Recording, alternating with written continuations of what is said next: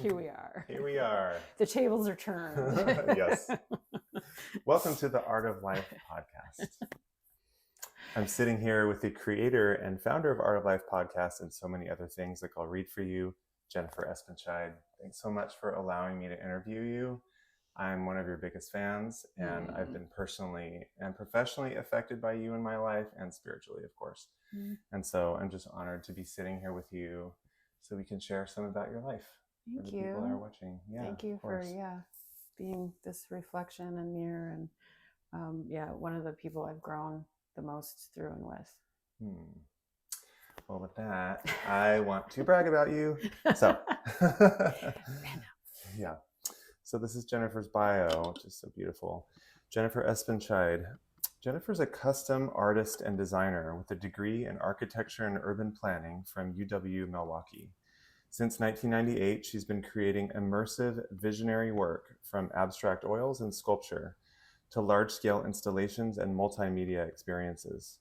Her art has been featured across the United States and Canada, including Burning Man, Love Burn Miami, and cities like Washington, D.C., Chicago, San Francisco, and more.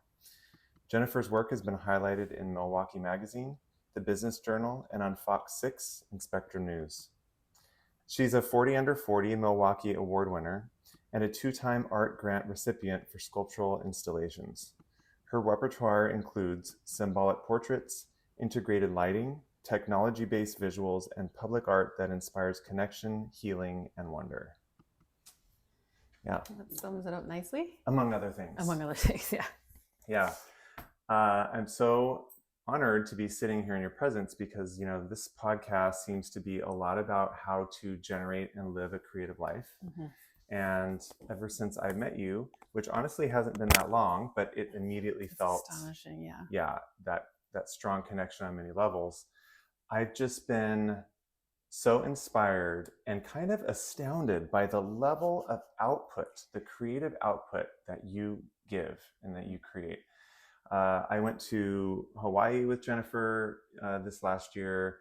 We've been on a couple trips together, and in those span of days, it's like I'm starting to see how your rituals and how you live your life really kind of help generate this creative force within you.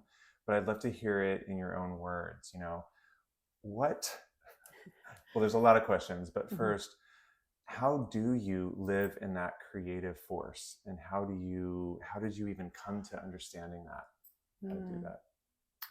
Awesome question. I think I was probably born and trained a bit into it. I didn't know, thinking back, I didn't know that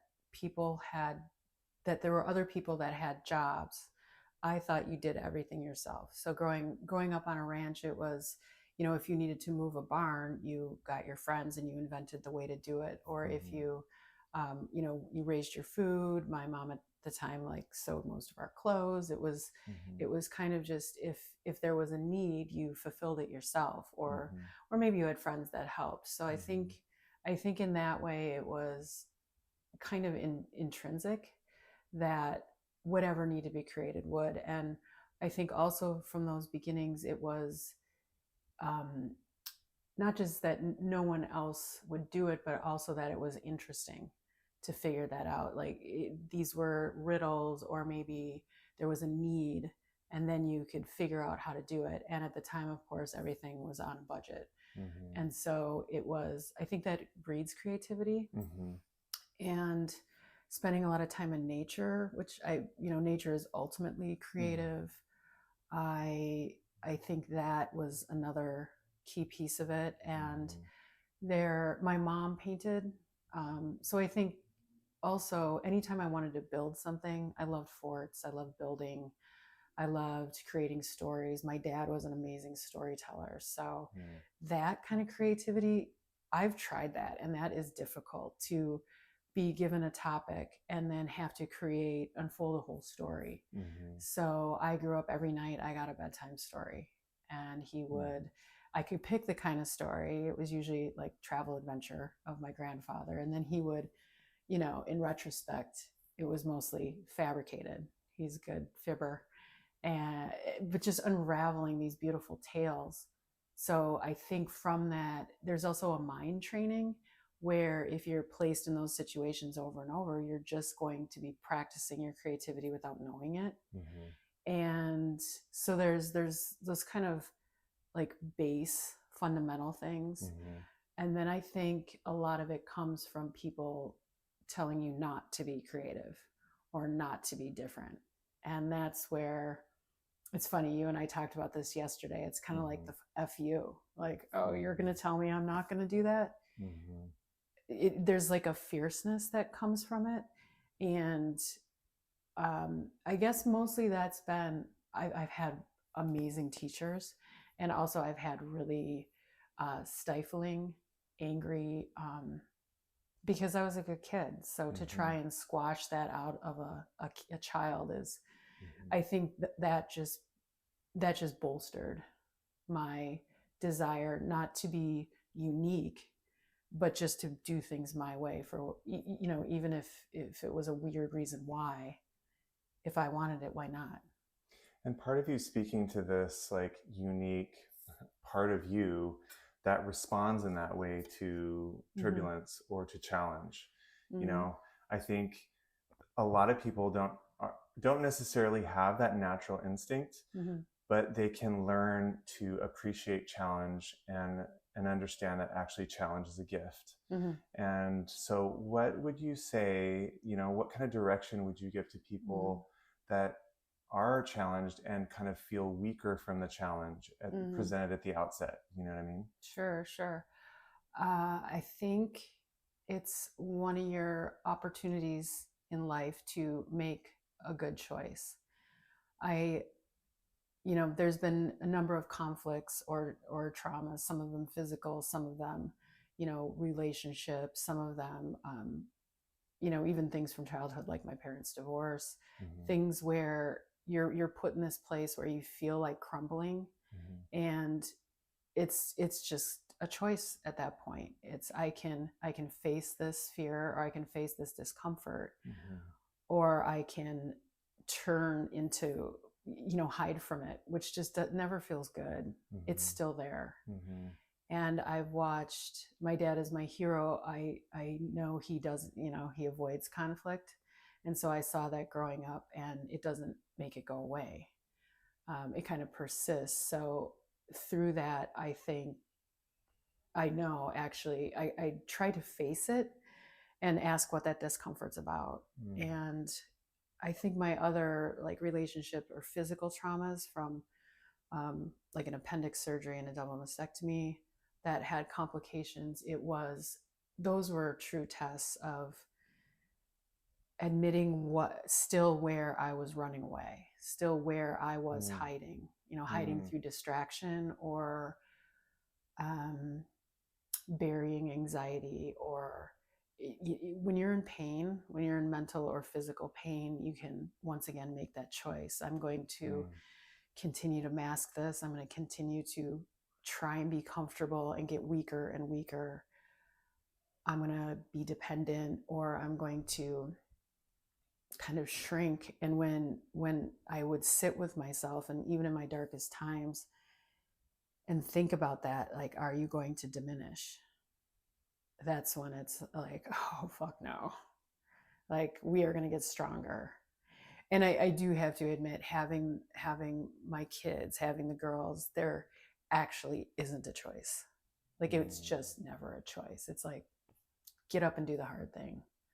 Like, to be strong for them, the masculine and the feminine for them, is just the finest honor of my life. And I've healed so much through that. So it's back to your point. I do believe it's a choice. And then once you make that choice and back it up a little bit, you can call it your inner child, all the parts of you, the biology in your body, everything starts to listen. Like, everything kind of perks up, and it's like, oh, the orchestrator is speaking to us, and we feel safe, and we can count on her. And so I can feel like all of me kind of like sign on behind because I feel like we have like this field marshal of ourselves, maybe our soul, maybe our source, whatever that pieces of us, that probably lives on and Mm-hmm. was here before and will be after. Mm-hmm. So that is the sometimes forgotten part. Mm-hmm. And when that intrinsic piece of us can rally and lead the rest of us, we follow suit. I love that. I mean, the very basic, simple answer that you're describing in a beautiful way is choice. Mm. You know, and what the phrase that comes to mind is do or die. Mm. And like, there's no shame, honestly, in either one, right? Because, Right, you know, absolutely. everyone does it differently. Everyone takes their time. There were probably moments, what it sounds like, where you felt like, I might die Mm-hmm. or I might give up.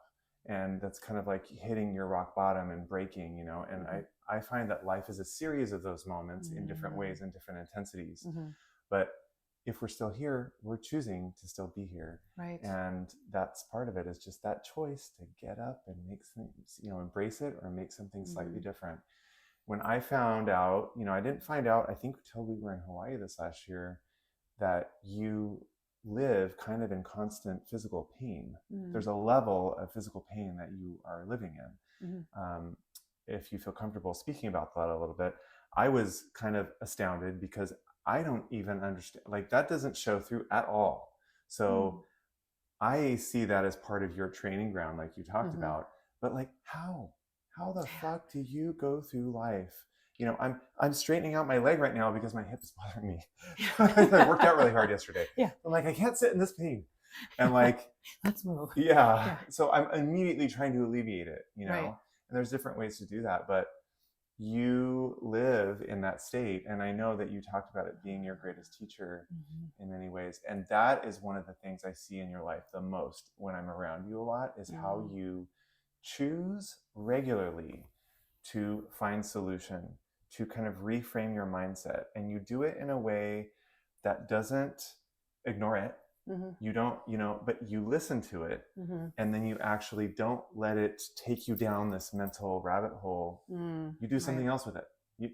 You're like a magician. So, and I love magic. So we love magic. Yeah.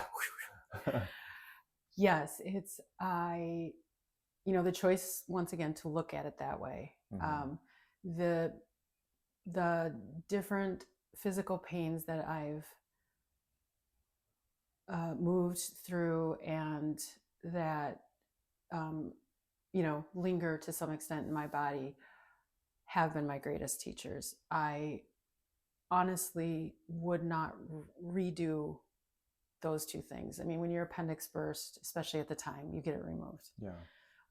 There were complications. They left part of it in. It burst 3 times. So through that, I learned so much about my body. You know, the years of healing digestive issues, all the scarring. So I will have those tools and the beautiful ways I eat and appreciating my food. All of that, you know, was introduced to me from my dad, who always viewed food as medicine.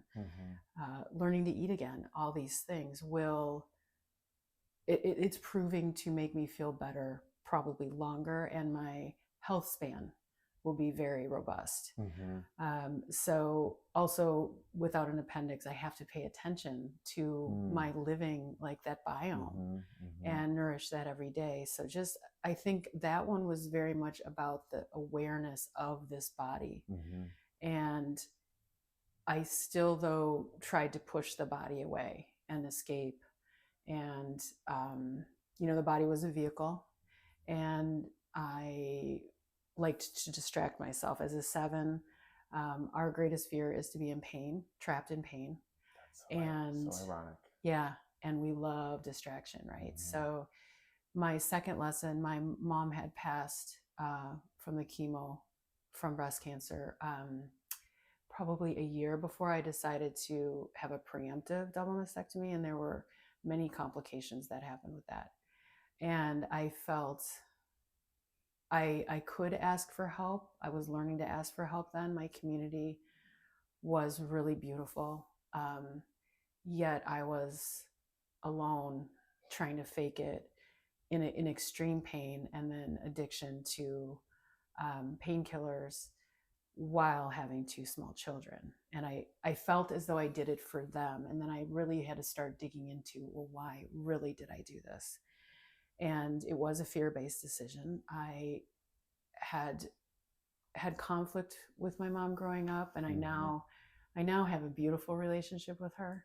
Now that she's passed. Yeah. I understand that. Yeah.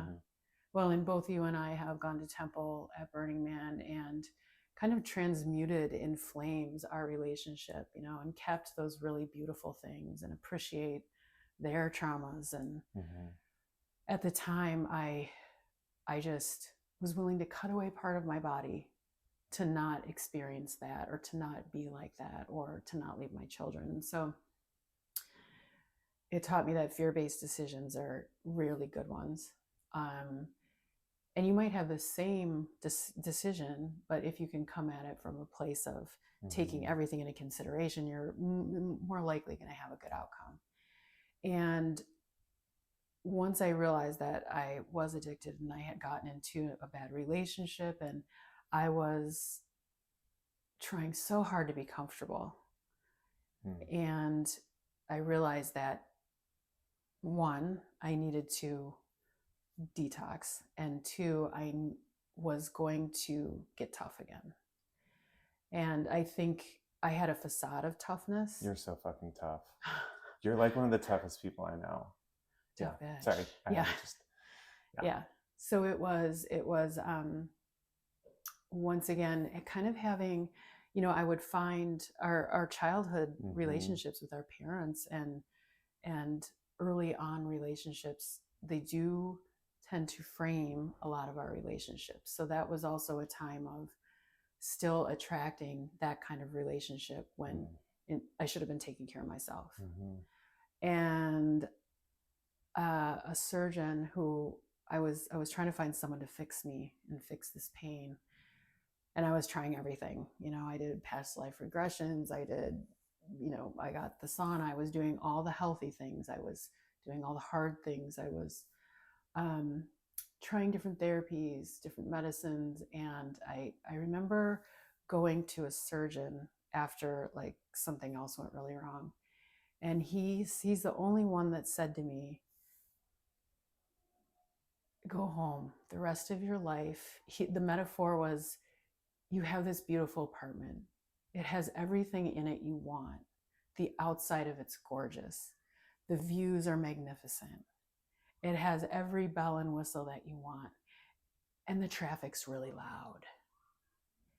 And I'm looking at him, and I had forgot my kratom that I was on. So I'm sweating now, shaking, body in pain. And I'm like, are you fucking giving me a metaphor right now? I'm the apartment, I'm the condo, and there's traffic. And then he said, after a while, you really won't hear it anymore. It won't be the thing that you're focusing on. It'll be in the background. So he's basically telling you you are going to be in pain for the rest of your life. That anything else could make it worse. And so I went on the way home. I just bawled all the way home. And, I think the kids were in school. And I realized, okay, number one, I can't be on this kratom anymore. And number two, that it was just that realization, like this thing that actually made me feel normal, I couldn't have anymore. And then this was something that I would now try to move into the background. And so I think that was a real turning point, and just getting rid of anything that was hindering that. When I'm anxious, it gets worse. When I'm upset, it gets worse. Well, that means shitty relationships need to go. So it became a really good, like my discernment went way up. It's like, nope, this is out, that's out. And the detox process I did with the kids, they didn't know, but it was having them, I think, actually helped, because you have to make breakfast, you have to do your work, you have to get them to school, and then you have to be shaking and puking and all these things. So it was, getting your chemistry back is no joke. And it really opened my eyes to what, people that live with addiction go through. It's just cruel. And so I started just really refining and realizing that I had methods. So to get through that one, I called it 5 more minutes. I would just tell myself, and I didn't know. I mean, yes, I could have asked people to come help, but I would just tell myself 5 more minutes. Just don't have it for 5 more minutes. Do one more thing. So there was always something more. I could walk, or I could send an email I had to send anyway, and that would put off for 5 minutes taking the drug. And then it was that's a good one. 5 more minutes. 5 more minutes. You can apply that to anything. Yeah, it did, because it's not big. It wasn't a day. Fuck a day. You know, a half day. No, an hour. Oh. And I guess in your worst moments, it could be 1 more minute. Exactly. Right. Well, and because by the time you start something, or and 5 more minutes, do something healthy. So then I would stretch, or I would get more into my breath work, or I, I still did distract myself, with work. And I mean, I'm lucky to do what I do. So if I can get myself into flow, I'm probably going to forget a whole hour or hour and a half. And so at first it was constant vigilance, and then a lot of talking to my past and future self. Forgiveness was a big step. I'm so sorry I did this to us. I will let us heal. I will give us this time. And years pass, right? And it moves into the background. And sometimes when it's more in the foreground, that means there's something that I'm not paying attention to. I'm not breathing. I'm anxious. I'm letting something bother me, because that's a tendency I had much more in the past. I used to believe I was bad. Then I replaced that with, what do I need to do? Because there's always something you need to do. And then it's, how can I make things better? So this, that question's it's improving over life. And just taking a pause and, okay, what's lingering here? What can I do for myself? What am I upset about? Just having a discussion with the pain. What are you trying to share? And so doing as much as I can, and then kind of like, the nurturing parent, the feminine in me, going through all that. And then the masculine can come in and say, okay, now it's time to think about something else. Well, and the listening to that, you're speaking to like a growth of self-awareness, and the way you're relating to yourself is getting more gentle, like the forgiveness, the care, and I think we're so many of us are looking for what is next now during this time, right? Because we're in a very dynamic time, and there's dynamic times throughout all of the cycles of life and history and in the future. But now specifically we're here, and so it's like, what can we do? And what keeps coming to me, and what you're reinforcing, is loving yourself more. And it sounds so trite, it sounds like this cliche, but it's actually one of the hardest works that we'll ever do in our life. It's so challenging, because it brings up all these things, like even just paying attention to the little patterns of mental thought that are running in the background that are saying, maybe I'm not worthy, or maybe I don't deserve that, or I'm a bad person, right? Like being raised, if you're ever raised religiously, you are raised to believe that you are a sinner and you're a bad Original person, right? sin. Or you have a parent that's too hard on you, and it's the same thing, So I can see the level of self-care that you have in that way, and the gentleness, and how that, you speaking to how it's really elevated you from your pain, and not that you're away from it, but it's more like integrated in this way that you can handle it. So that's actually a really good thing to remember: choice, self-gentleness, and then there's all these levels of it. 5 more minutes, 5 more minutes, 5 more minutes. It's so beautiful. And that really leads me to, also witnessing you, just how you live your life on a daily basis, and kind of the things you choose to put in your body, how you choose to kind of, what you do for exercise, and, there's water therapy, and there's all these different things, meditation, whatever. But I'd love you to just like speak a little bit on what your method is, because it's a very structured method, and honestly, if you're going to put energy into anything, like it is your temple, it is carrying you, and Absolutely. you know more than anybody else when it's in pain. We all know this. Yeah. It's impossible to do anything. It's Hmm. so fucking hard. And so health is really one of the most important things. Hmm. So can you just Uh-huh. speak to that a little bit? Like, Absolutely. Yes. I think during during college, after the first surgeries, those types of things, that era, I was young, so I could get away. I thought I was getting away without sleep. Like I didn't need sleep. yeah, you and me both, girl. Yeah, I popped ibuprofen. I Mm, had, tons of stomach. It doesn't matter. I It was a hard program. I worked and I partied. And I didn't find out until I read a book on sleep because I was having a baby, mm, that I realized how effing important sleep is. And then after the double mastectomy, I could not sleep. And it was so torturous mm, to be able to sleep at all.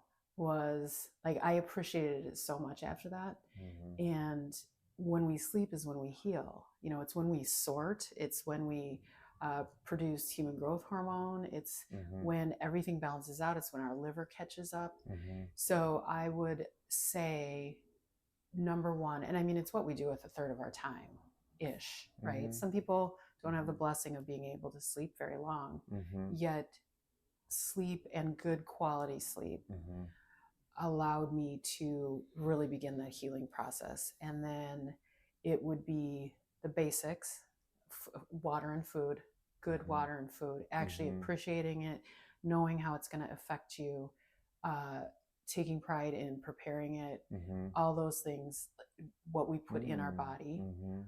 The other things that we put in our body, our mind, our thoughts. Yeah. What is your mental process like? I mean, Yeah. continue, but also So, I want to know what the thoughts that go through your head every day. I want to know what your thought stream yeah. is like. So I used to tell very bad stories, and I was so mean to myself. Mm-hmm. The things that I would say to myself, and I know most of society is like this. I talk to friends and I keep lending, I'm like, look through my eyes. Would you say that to me? Yeah. So that was a big, because I have a huge imagination too. So I could go down this matrix of all the ways that I was going to suffer horribly for ever or something. I Mm-hmm. remember when I had Veda, like, oh my God, I was bawling. I was terrified because I could see graphically all those things that could possibly happen to her. Mm-hmm. And so that was a big help to realize that, and going throughout life, just becoming really impeccable with my thoughts. Mm-hmm. When I couldn't sleep and then sometimes would wake up with pain, I would have literally a list of things to think about. And I would, if you look at your list, you don't actually need to look at your list in the middle of the night, Right. but I would know right away. And I would first of all go to my daughter's eyes, and I would just think about that. And then I would go to the next project I'm working on, and I would just do this zoom all around it and thought experiments, and I would figure out, I'm like, oh God, no, that's not going to work. Okay, well, Mm-hmm. this and this, and then pretty soon you fall back asleep. Mm-hmm. Because otherwise, if you don't have things lined up, you are going to go to the mortgage, or our political climate, or what if so and so gets sick, or what if Mm-hmm. my chest does fall off, or like fill in the blanks. So becoming really impeccable and ready with those good thoughts, noticing and saying out loud or writing what I'm grateful for, Mm-hmm. A list of good things to a focus list of on. good things. Yeah. And then just rambling sometimes Mm-hmm. about what's going well, and then after a while, I started to form this, I guess we'll call it a theory, um, that we each exist all the time on our timeline and beyond, of course, because Mm-hmm. we're in and out. And that all we really have, obviously, we've all heard this before, is right now, the present. Mm-hmm.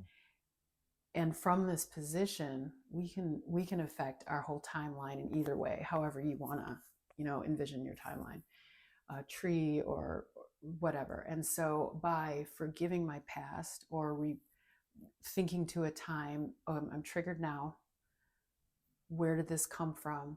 Oh, that time you did this with that person, Mm-hmm. and going back and, hey, you did that, it's okay, like Mm-hmm. we're okay in the future, and also forgiving and holding her, it seems to repair everything along the line. Mm. And then That's a good visual. yeah. Mm-hmm. And when you talk to your future self, ask those, like I ask her those questions, Mm-hmm. because right now I'm my past future self. So I wonder, and I actually know this, my future self is leaving me tidbits all along the way. And sometimes that works with other people's too. Like we have friends, right? Like Aaron, Mm-hmm. the right text will come at the right time. You'll do the thing, you'll meet the person, your life is changed. And so I think that maybe when I did pick my head up back there, I was hearing myself in a way. Mm-hmm. And now I listen better, or I listen at all, Mm-hmm. right? And so it's this just really saying nice things to yourself now. Mm-hmm. When I don't feel like doing something hard right now, I just thank all of me for doing those hard things so that I'm in good enough shape to do what I do, to have the joy that I have in my Mm-hmm. body and my mind, that I can handle things for the girls, that I live this ridiculous life where we get to do these things. Mm-hmm. And like this morning, I kind of felt like going back to sleep, and I'm like, for her, I'm getting up for her. And the second I'm up, I'm happy about it, and I'm The doing future you. my future. Mm-hmm. My future self needs that. And there probably has been some mornings when you're like, for her, I'm going to stay in bed for a little while. Yes. I'm going to just luxuriate Mm-hmm. here. Absolutely. Mm-hmm. The listening Mm-hmm. to the self-care part of it. Self-care isn't necessarily getting your nails done or Mm-hmm. these things. It's where do I need to just relax? Mm-hmm. Where do I need to push myself a little Mm-hmm. bit, hold myself accountable? How do you hear that voice? Because, it could be, oh, yeah, I'm going to take myself to the movies. Mm-hmm. Or like you talk about, earning your dopamine, which I Mm-hmm. really like thinking about that because Mm-hmm. there's just so many dopamine hits everywhere that are easy and accessible, Mm-hmm. but that aren't lasting. How do you listen well enough to understand what you really need? Because sometimes what you really need is not what you just want in the moment. Like, so do I often. really need that chocolate at 12:30 at night? And sometimes you do, Yeah. because sometimes you're in a puddle on the floor, and that's going to be the thing that's going to elevate you. Right. But more often, you Mm-hmm. probably need to just drink some water and go to bed. Right. You know what I mean? So Yeah. how do you hear that? How do you listen? I have moved through anorexia and bulimia, more bulimia. Not, I was never super anorexic. And I remember the day I was traveling, living out of a car for about a year, and I was visiting, I believe it was actually my grandparents, because it was a nice house, and we weren't in a tent. And I was once again totally upset about the food I had eaten, and had I gone to the bathroom enough. And I remember being so fed up with it, just fed up. The whole process. I'm like, this is just it. This just takes over all of my life. It's always there, and it was like I decided right then and there, no more, none of this.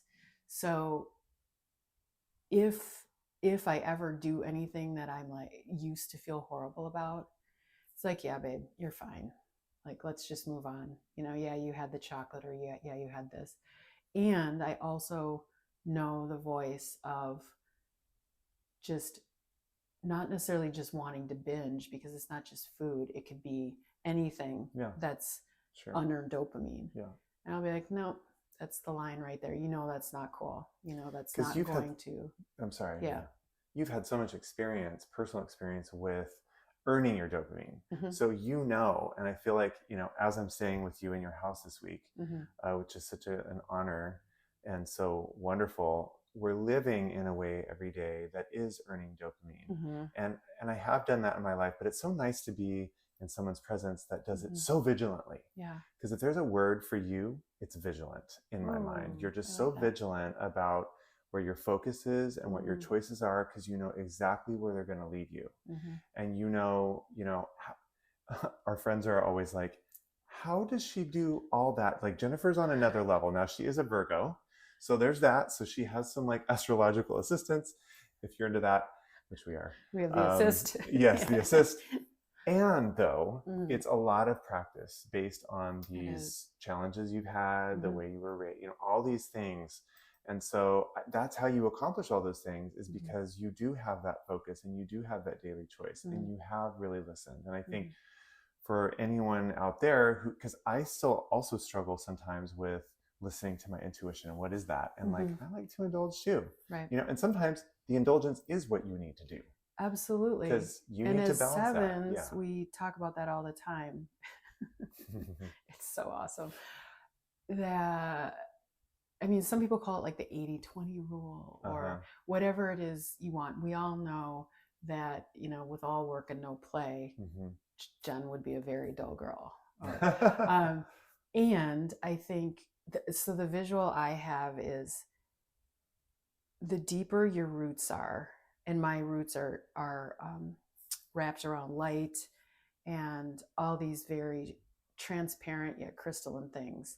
And the deeper our roots are, and that can be, our roots can be our good stories, our friendships, our experiences, our protocols, how we can count on ourselves, the things that I do maybe regularly or irregularly that I think strengthen and nourish the tree, right? Then the tree, whatever happens here, but holy shit, we can branch out in all these different directions. We can reach way over here. That's fine. We're solid. Like we have this. So I love that visual. Yeah, I view it as, because in many aspects of my life, I know how my body's going to feel good. And I do that because I want to feel good, and also because I want to do more, and I want to reach farther, and I want to experience new things. And I know that if I'm solid in myself, I'm physically healthy, I'm mentally as prepared as I can be. I don't mind a great plan. I don't mind fucking ripping the plan up and throwing it out either. Because flexibility. Yeah, I'm still here. I'm still cool. So I think kind of sometimes I'll answer, when someone says, "Are you ready?" I'll say, "I was born ready." Because I think if we have that preparedness psychologically, like whatever it is, we're ready to go. And we can usually, I think, decide, or ask another 7. Like, is Enneagram 7. Enneagram 7, yeah. Yeah. The enthusiast. Is this a good idea? And be able to reason it without looping about it. And also know, this is the other trick. Usually whatever decision we make is a good one. So that takes the pressure off. Yeah, we could do this, or we could stay home and do this. And you know what? They're both going to be the right decision. And then every now and then there's, I'm trying to have more firm no's, because if it's a meh, we don't have time for that. There's some joy in no, Yeah. And I mean, you're really speaking to the body being the vehicle, being the vehicle for this, like, of course it's a vehicle for manifesting things in real life, for actually creating things. But the more you take care of your vehicle, the better of other experiences you're going to have, most likely. And so you're really speaking to that, as well as your vigilance, again, for language and positive reinforcement, how you speak to yourself, how you speak out into the world, how you address things. I share that. My mother, who wasn't the most positive person all the time, but she really brought this positive language idea into my life. Amazing. And so that's one of the things where you and I really align, because I notice that you don't speak often about "I'm in pain." You will sometimes let me know, this is coming up for me right now, like, this is bothering me right now, but very rarely, but maybe so you can get it out and ask for assistance. It's never like continuing to focus on it. So you embrace it, but then you reroute it. And so, maybe you can speak just a little bit to, because I know you love words also. Yes. she does call herself the directress of direction, which I love. And just, good morning, More. And yeah, it's so good. Like all your wordplay, and it's this form of alchemy, that you integrate into your life and you put out there, and it's so helpful. So can you speak to that a little bit? Yeah, I love words and symbols, and words and groups of words, of course, are spells. So we're constantly, as humans, with language, we really are the ones with the depth and breadth of language on this planet. And what we say to ourselves and what we, emote that's frequency, that's energy, that's making someone feel better or worse. It's helpful, maybe neutral or not helpful. And in that, there is power. I also don't have to give anyone else power by accepting their word as my emotion. And I do think that humans should have the right to say anything they want. And when we're kind of healed and whole, we're going to come from a place of wanting to speak so that we're bringing attention to what we want to grow. Of course, if everyone had, a high EQ, if we all had the same chances that you and I have had, that would be a really interesting, beautiful world, right? Because there'd be an even playing field. And so I know that that part of life isn't fair. And I think the way we speak, and also when there's not a word that suits something, then we should be able to create that word. Just make it up. Just make that shit up. Yeah. So great. I think we do that. I think I'm not a great speller. I never have been. I've changed my story around it. I'm trying to be a better, technical speller. I listen to meaning. I listen to what someone's trying to convey, an emotion behind it. And in that way, I can often understand people when I don't know the language they're speaking. So I know you and I love the spells and we love the wordplay, and it is alchemy, just like how we move is alchemy, and the way we take pride in all the mundane things in life. We're creating our reality. How we speak. I actually, when I'm not speaking my truth, or when I feel like I can't communicate clearly, I have throat issues. So it's like this energy center, because that's our thyroid. Each energy center has a gland. And when there's trouble in that area, a lot of times it'll manifest in these interesting physical glands. So that another physical thing, right? That it's a discomfort. Food will catch, and it's not a choking, but it'll come up. What do you do in those scenarios when you recognize that that's happening? I go right away to, where am I not being authentic? Where am I not? Where am I holding back from someone?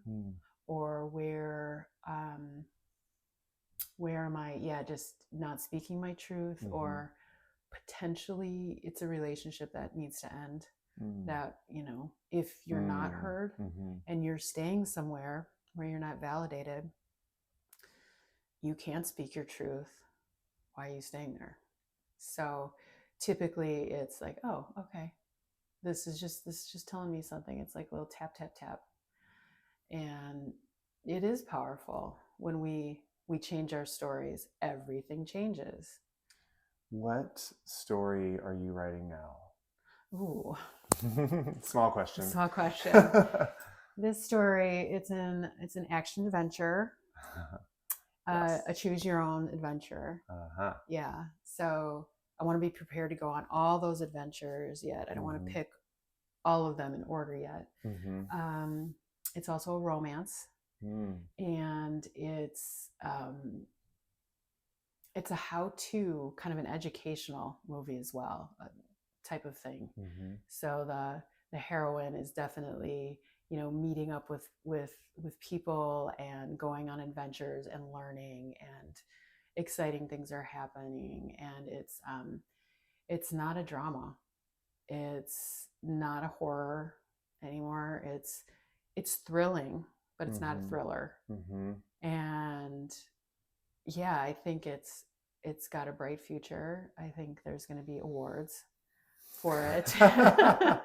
All the best actors and actresses. Yeah. There you go. First place. First place. First place choreographer. First place. It's not a like competition. But no, yeah. yeah, exactly. Yeah. Well, you should be in your own story, right? Yeah. Like when you're strong in your own story, you're like I've noticed that sometimes when I don't feel strong, it's because I'm not with my supporting, cast. It's like being together and being on that same page and knowing each other's future stories Mm-hmm. and bringing energy to that is really important.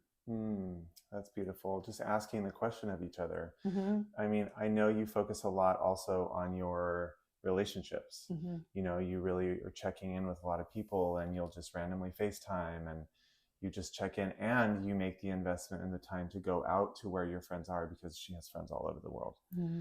And so, you're always investing in doing those things, which really, amplifies what you're doing and kind of fills your cup, I think, Mm-hmm. right?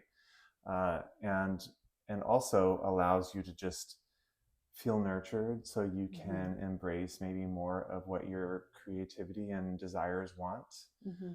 Um, are there any things that you're currently working on that are in that realm of high desire and what you're creating now? Yes, I'm creating a space for relationship. Mm. I have a tremendous amount of love and space for my kids. So being present for them, but they're needing me in a different way. So I am opening to working at a distance much more. I like being in California a lot, getting more clients there, more co-creation.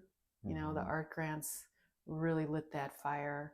So co-creating with you and other artists to bring, it's events, it's sculpture, it's all these things, and exposing myself to more clients. And also I feel this, I guess a lot of these kind of feel like hunger, but I feel this hunger to when I'm doing this, Share. it feels like to share. Thank you.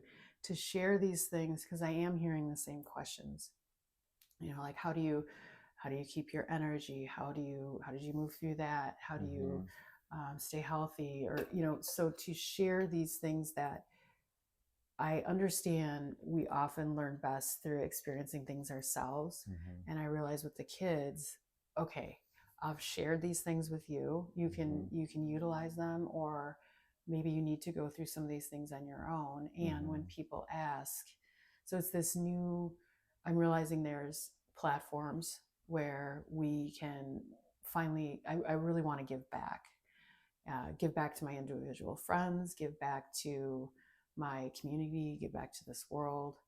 And I feel like that creating space, now I'm open for when those synchronicities come in, like how is that going to best manifest? I'm always into creating, the custom symbolic work. And what is that going to look like? How is that going to branch out in the future? It's a changing world. And so to view that with enthusiasm instead of anxiety that's always a choice for me, because they feel really similar. Absolutely. And we've been talking about that recently. It's just, anxiety is just excitement mixed with fear, right? So there's both things.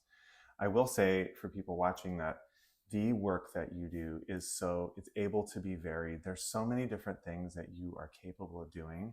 I mean, she designs tattoos, she makes paintings and wall sculptures and standalone sculptures and interactive sculptures, and writes incredible things. And there's this informational podcast. This sharing is what I'm seeing a lot of too. And just now we're doing a movement thing, which is really fun, and visual projection and DJ. There's so many. You just live as an artist, and even though I think it's maybe sometimes not helpful to label ourselves, the label of artist is so beautiful. It's just, and maybe we can even release that into living a creative life, which is really why we're even having this conversation, right? To understand how do you live this creative life? And you can live this creative, I can live this creative life, you know? Right. And it's a matter of, you know, you're saying choices, focus, taking care of your body, positivity, surrounding yourself by people that you care about, collaborating and sharing, you know, and those are 7, by the way. Nice. That worked out well. Thank you, Yeah. Jennifer. So natural. Yeah. For you. So I just want to highlight that because I see you, you know, doing all those things and moving into all these things and creating this incredible rose sculpture for someone who's passed in memoriam and using all her gems. And I mean, just really varied and interesting things. So, you know, I think it's great to also be able to receive people, you know, giving you accolades and talking about you, and you know, because it's important. It's important for us to be able to receive that kind of love and that kind of support. So thank you for letting me do that also. Yeah, thank you. Yeah. And we've worked at that, right? Because we always work at it. Yeah. It's saying something when we have to deflect that or feel we're not worthy of it. So just to be able to absorb it, receive it is really beautiful for both people. For sure. And I agree. I would say, and that's to kind of expand on the creativity and being an artist. One of the reasons that I feel this podcast is an important place to transmit to whoever is in alignment with that or on the same frequency or wondering about that. I believe that as humans, we are ultimately creative. Like that's our God given, right? Universe given. We're born with that. We're problem solvers. We're, you know, there's other animals that of course solve problems. There's other animals that are like beavers or architects. And yes, animals are incredible. And I'm not wasting this chance as a human. This is truly sensational to be able to learn and think of multiple ways to a destination, to a solution. I feel pain, actually. I guess I'm pointing here, my solar plexus. I feel pain when people complain or actually look sad when they say, I'm just not creative, or I wish I was an artist, or I wish I was. We're all creative. You know, some of us it was programmed out or beaten out of them. Some people believe their jobs aren't creative. Some people maybe gave it up for family or work or whatever. And I do think every day is a choice to, and that's part of what I want to do is help people become and nurture their creativity again, because I know it's uncomfortable when there's something that wants to come through me and I'm not getting it out. Like sometimes ideas bottle up or I have a blockage of some reason and it is uncomfortable. And so I do not underestimate what people go through when they are leading a life that they feel is not living up to their potential. That's not a fun way to live, right? And I mean, with our children, you know, depending on the school, that's just squashed out of you too. So I think as adults, you know, people having kids, people having nieces and nephews, people having friends that don't think they're creative and are clearly, we're so thirsty for it, because that's suppressing or denying something that is part of you. So this need now, this I want to be able to transmit as much good information as possible and help as many people as possible, like you're doing through movement, and you know, I can do through visual arts, and also giving these methods and how, you know, coaching people to be creative. It's going to lead to a much happier society. And right now I think it's more important than ever, because when we fear or when we're confused and when we're like, we feel like the future is ominous and our friends are in trouble, and are we in trouble, and like, oh God, where's the world going, and this is impossible is happening. We don't feel like creating anything. We don't feel like solving problems or connecting. We feel like zoning out and numbing. This is the time. And it's kind of like your statement which I love so much. We're born ready. And even if we don't feel ready, you don't need to feel ready. That's the mistake, is that Mm-hmm. we often wait to feel ready. Were you ready to have your child? Aho, aho. You probably didn't feel ready to have that child, and you Yeah, were ready. But we're born ready. yeah, And honestly, if the world is going to hell, we might as well do what we fucking can do. Just do absolutely, what we want to do. We don't absolutely. need to be And careful. these children that we're not ready for, Mm-hmm. oh my God, the things they Amazing. know, the solutions they have. Mm-hmm. Give them Absolutely. tools. Like my dad used to give me tools. I wanted to build this tree house. Here's the tools. Or you want to do this. Yeah, here's some tools. Like let That's them figure awesome. it out. Give them tips. I was, Mm-hmm. now is the time to create. It's not the time to shrink. It's not the time to numb. Yeah, if it's going to hell in a handbasket, let's live. Let's be ourselves full on. Right. And honestly, I think every generation has felt like we're going to hell in a handbasket. Truth. As we look back, I Yeah. think everyone always kind of feels that way. It just feels so present for us now because we're in this time. Right, right. But I love what you're saying about creativity in general. And it doesn't have to be fine art. It doesn't have to be movement. It No. doesn't have to be what we think of typically as creativity. We have a friend who is an accountant. Yeah. And works with numbers. And they are so creative. So And creative. it could be the Making way you your- address people. Absolutely. Making meals. Like I Food. always, Yes, making meals. if you want to be creative and you have a story about how that looks, oh, I must be a painter. Mhm. Well, if you insist, Yeah. be a painter. However, you need to cultivate your creativity so you can make your drive to work creative. You can make a meal together with your kids and have creative conversation. I keep pointing here because they're down there. Yeah. We can be creative in the garden. You can be creative with how you solve a problem with your boss. You can be creative with your laundry. Like even the worst tasks, I now don't even notice because I'm just looking at them in a different way.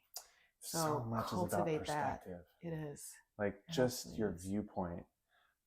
Yeah, I love what you said too about how the joy of there's many different routes to find a solution or to create, to get to a place. And often I think, okay, I got to do this thing. Okay, I got to do this thing. As opposed to, oh, there's like a variety of ways I could get there. Like, what way feels good now? What way am I inspired to get there right now? Yeah. If I'm going to take out the trash, how can I do it in a creative way? Just saying the trash right out. Yeah. Am I going to just look like a fucking clown and fall on my face? Maybe. Because that's how I feel today. Yeah. Am I a clown today? Am I sexy today? Right. Yeah. Oh, absolutely it is. And I think a lot of that comes, and I've gotten even better at it by, I think now it's being called mindful or mindfulness. Yeah. And that's a really important one, just by, okay, I've got this list of things to do. I am so unthrilled about it. Of course, I am going to do the hardest one first because I know that's going to give me momentum. I'll be like, pat, pat, pat. And then there's this list of things. Okay, well, how can I make this fun? Maybe is just by being mindful on this one that I'm on. Just being right present now. while you're doing it. Because if I worry about this, this, and this that I'm not super excited about, that's tainting everything. Yeah. And I'm not there yet anyway, and it's not making it any better. So I might notice the color that surrounds me. I might notice the bird that's singing. I might notice if I'm doing bills, I now think about how amazing it is that there's currency, that there's a system, because there are places in the world that don't have these systems. And a lot of them are okay, and a lot of them are fucked. Okay, there is a system. If I pay for this, I'm getting water that won't kill me. I made this money, like this is economy, this is organization, I have the means to actually do this. And all it does is, I guess I'm going like this because taxes, I still have to like write a check. However it is that it's now this pleasant experience instead of something that I put in a stack and resent. And so, yeah. I mean, I hear you saying it's a present experience because what you're talking about is this noticing is meditation. Yeah. It's like you don't have to sit to do meditation. And yes, it's good to, because it's good to be still and good to experience in that way. But if you are, you could just be paying attention to what you're feeling in your body as you are doing your taxes. God knows it wasn't a great feeling for me this year. Right. Like I had a really hard time doing it. And like it's not always that way, but it was. But I was with it all day, and I'm actually happy that I was with it, even though it wasn't happy for me. But I was present. And I finished it. And I can pay it. Yes, exactly. I'm so grateful for that. And gratitude does come out of presence.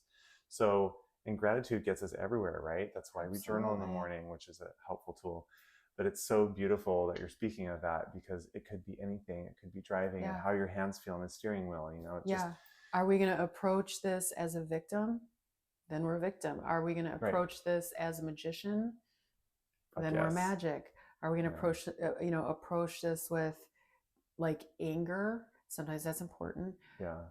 Well, then I'm just an angry person, like if it's a trend. So if I want to approach this from a position of omnipresence and kind of seeing how expansively all these systems work, and that I am putting my piece into this bill for this energy, it makes all the difference in my world.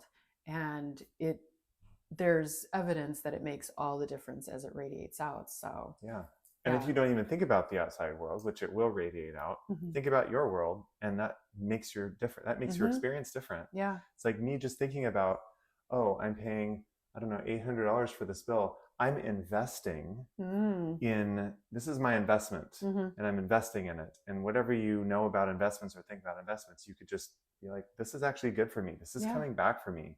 I am making an energetic trade, and it's actually great. I love this thought process. And this is the kind of the vigilance that you are known for, and that really inspires me. And of course, the more you're around it, the more you just kind of absorb it.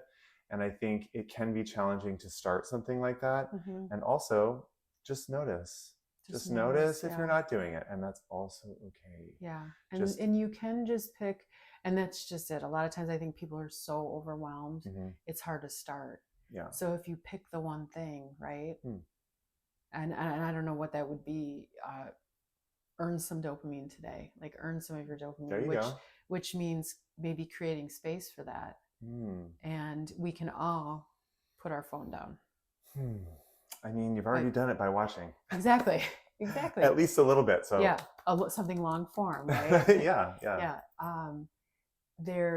think that's one of the biggest dangers right now is the mentality that we all have that things should be so easy and that they don't take any work. Porn is a huge example of that. You know, that can be sprinkled into life, that can make it more interesting, and more it's creating highly addictive patterns in people. And it's easier now for so many people don't want to actually go and talk to someone or do any work or actually have, because this is easy, this is instant. So because when you earn that dopamine really quickly, you lose the desire to go reach for dopamine, to work for dopamine.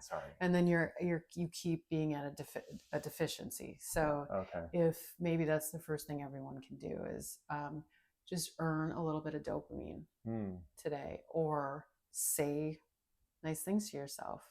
There you go. It can actually take less time. I love that. All these little things, just pick one. And I often share with people that what I thought was hard as fuck, I don't even think about now. I just get up and I do all these things that used to be excruciating. But once you do something hard and your body feels better and it's for your honest health, you are earning your dopamine. Drinking water, going on a walk, stretching a little bit. Read one page of a book. These are reminders for me that I could just do at any moment. And then when we're earning our dopamine, it's fun to go out and party. It's fun to watch this. We're going dancing tonight, girl. Yes, exactly. Come on, dopamine. It's good. Well, and I suppose dancing is earning your dopamine, but it's shared. Yes, shared too. So it's all these, and that's I think the thing that's missing when, and I am saying this to myself before anyone else, because I enjoy being alone. When I'm social and when you're in that shared energy, the chemistry in your body is just on fire. It's wonderful. So we can create that ourselves. And then when we're earning our dopamine in groups, that's why it feels so amazing. You know, dancing together. It's probably why people feel amazing in church together, or, you know, people doing road races. You know, there's all these things that we can do in community with family, with amphitheaters full of people. It's all that energy and frequency of everyone kind of being on the same page and in flow. And then we're having our, you know, amazing oxytocin, and we're having, you know, our endorphins and all these self-made neurotransmitters and hormones. Yes, yes. I love that. Yeah. Yeah. More of that. More of that. More of that. All this balance that you're speaking of is so beautiful. Yeah. Yeah. I just, I guess I'll just say that I'm glad I gave myself this gift of sitting down with you, because, you know, I'm learning in this conversation and I'm constantly inspired, and it's really lovely to be able to like spotlight someone and their gifts. It like makes me feel wonderful inside as well, which seems kind of selfish in some way, but you know, it's also just beautiful to experience. And the one other thing I really wanted to say about you is it's I really love that you create your art for your enjoyment. You know, and I know Elizabeth Gilbert speaks about that in her book Big Magic, that, you know, don't do art for someone else. Now, it can be inspired by someone else, yes, but don't do your work or whatever it is solely for the other. It's for you. And so if you're creating for your enjoyment and because it's something you just want to see or put into the world, that's what I've been focusing on. It's like, okay, yeah, I want to create it so I'm really pleased with it. Right. And there's an energy to that. There's a really aligned, beautiful energy. And people are healed, attracted, enlivened, empowered, inspired by that energy.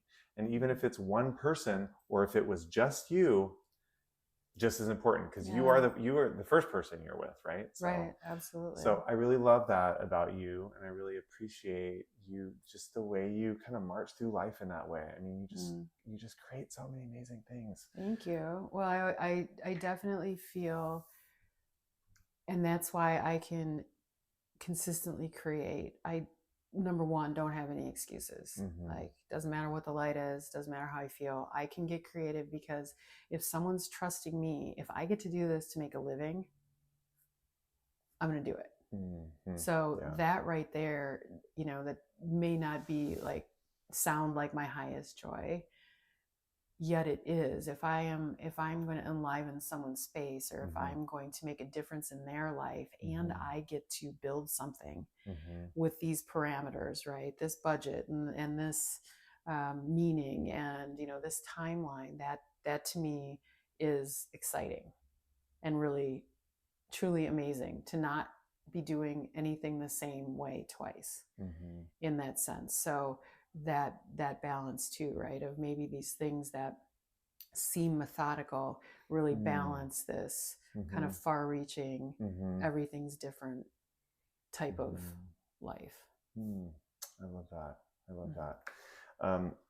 Your oracle cards that are limited edition, and until further notice, we'll see. Yes. But you know, Jennifer created these over COVID, and they're just, I love oracle cards, but they are so incredible.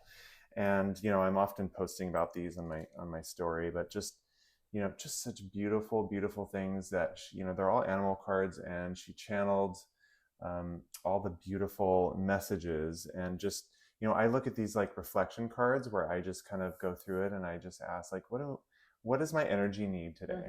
And your energy scientifically will just attach to or be drawn to something that's enlivening for you to see, you know? So it's like, I guess we needed to see deer. Didn't you say something about yesterday? Like, we totally did. That's so cool. The visibility thing. And this is a perfect example of a time of fear. If elephant, this saved me, the creation of this saved me, right? Because I could I could be in fear for my children and our lives and society crumbling and COVID, right? Or I could know that this was a time that if I had my filters correct and I was healthy, that something beautiful could come through me that my story was before I didn't have time to do. This was in me being uncomfortable, wanting to come out. And so that was the perspective at the time. Okay, now is my time. I can do this. And it ended up being like one of the most beautiful things because I needed to hear the messages coming through. So it saved me in that way. So it's interesting how we create. We're creating for ourselves. We're creating for others. We're creating for, the greater good. And your willingness to be slightly uncomfortable, I think that's a big one because we all aim for comfort. I freaking love comfort, but it's also helpful to get used to leaning into discomfort a little bit, which is why, people talk about cold plunging. Like one of the benefits of those things, which I know you do, is to be uncomfortable, to be comfortable with being uncomfortable. Yeah. And that's part of it, because as you move forward and you expand and you work on creation, you are uncomfortable because it's vulnerable and it's unknown. And it's like to start a project like this during such a dark time, an unknown time and a scary time. Wow, that's really beautiful. And you actually had the time. And then not to worry about all the steps down the road. Not to let anything be an excuse. It will unfold. If this is now going to happen, and sure enough, my friend Michelle taught me in design how to put it all together at the end. I found a friend helped me find the right printer for this and this and this, and then the sharing along the way helped me be in more connection with my community, nationwide, worldwide, than I ever had been before. I had never shared my process before COVID. Wow. Did you know that? Yeah. No. How I had a fascinating. friend say, well, my friend Chris, he said, well, why don't you share your process as you go live? Do Facebook lives. I'm like, oh, okay. And it gave me a rhythm. Yeah. I was doing them twice a week, then I did them once a week, but it was a way of kind of digesting what was happening. And sharing live is uncomfortable, right? So uncomfortable. But so powerful and helpful for people. So I was like, I'll be silly, I'll be deep, whatever it is. What do I have to lose at this point? And you said you're not good at spelling. I don't know. It's so amazing to me. Can I just read the mantra of the deer? Sure. Okay, since we opened to it. Writing, I'm good at. Spelling, maybe not so much. Well, okay. Dear seas, I decide who I am and how I am visible. I stride gracefully towards an increasingly authentic life. I see the best in others, and others see in me as I allow. I am purposeful in my communication and sharing. I love that. I practice releasing what isn't in alignment with my body and spirit, and rejuvenate even more magnificently. Oh, yes. Because antlers. Right. Antlers release. Yeah. And then they rejuvenate. Oh my gosh, this has been so helpful. Oh, I'm so glad. So I just wanted to pull that out for a second because it's just one of the many things. Yeah. Well, and it brings us to that time where there was so much unknown, and it was so disappointing how our leaders handled it, and it definitely helped. I think a lot of us realize we are our leader. I'm my leader. You're your leader, and our leaders will figure this out. We will do this. Our communities will figure this out. We will be creative. We're tougher than we think. Yes, we're tougher than we think, and we're very capable. Is there anything else that you want to share, that you want people to know? Yeah, I think it's that they are creative. We're all creative. We're all artists. We're all human. And we can behave really beautifully and create beautiful things. And by doing hard things, we're growing. Yeah, that edge of comfort, right? And that can be just a conversation with a loved one today. This isn't comfortable. And going ahead and having it. Being okay, being wrong. All these things. That's a big one. Yeah. And making choices. I am responsible for how I feel. I don't have to react. I don't have to tell someone they can't say something. Mm-hmm. I'm responsible for how I feel and for what I put out there. And so now I am the directress of direction for me, you know, Yes, that's a big one. And to be in this world with so many beautiful creators and so many people taking charge of their life, that's just going to make it even greater. And if someone wants to take that away, now you know what they're doing. Red flag. Red flag. Yeah. We want green flags. Yeah, green flags everywhere.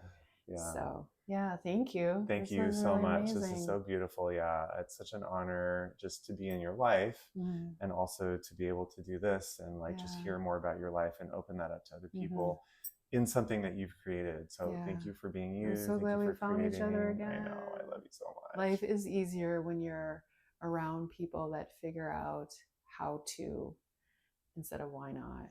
Yes. Yeah. Yeah. Thank love you. You, honey. Love you. I can't believe deer was on top. That is awesome. It's so perfect.